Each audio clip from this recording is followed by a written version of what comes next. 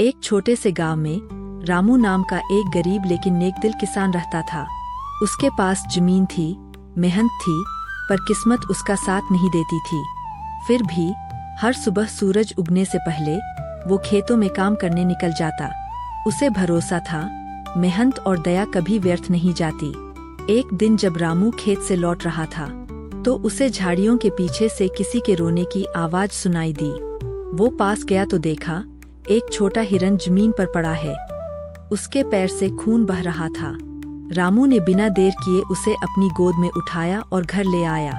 उसने उसकी पट्टी बांधी, दवा लगाई और अपने हिस्से का खाना भी उसे खिला दिया। कुछ ही दिनों में हिरन ठीक हो गया और अब वो हर जगह रामू के पीछे पीछे घूमता रहता। गांव के लोग हंसते और मजाक उड़ाते, रामू तो पागल हो गया है, अब जानवर पाल रहा है। पर रामू बस मुस्कुराकर कहता, जानवरों का भी दिल होता है, बस समझने वाला चाहिए। कुछ महीनों बाद गांव में भयंकर सूखा पड़ गया।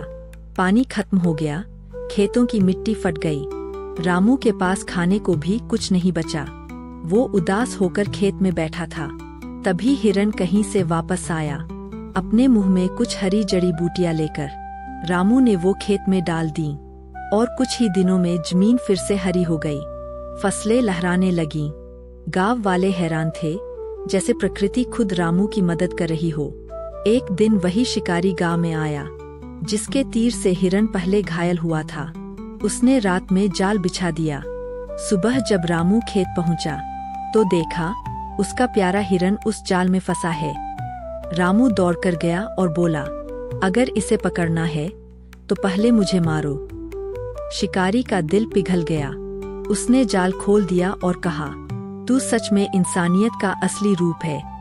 हिरन ने रामू का हाथ चाटा और जंगल की ओर दौड़ गया।